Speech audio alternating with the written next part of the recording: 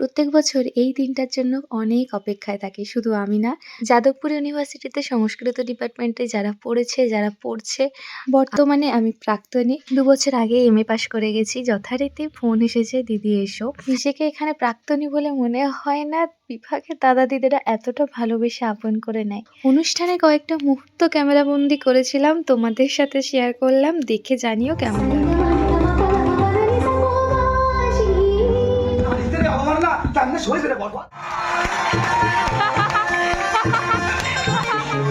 मैं कृष्ण हूँ, मैं कृष्ण हूँ।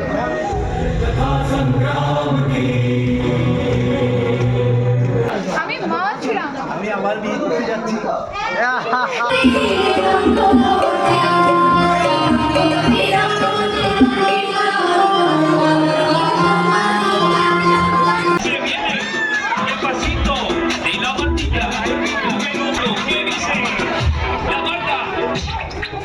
সারাদিন অনুষ্ঠান দেখে নাচানাচি করে এসেও মাঠে কিন্তু আড্ডাটা দিতেই হবে। কারণ ওই একটা দিনই যতই যাদবপুরে থাকি সবার সাথে দেখা তো আর হয় না। আর তোমাদের সঙ্গে দেখা হচ্ছে নেক্সট ভিডিওতে।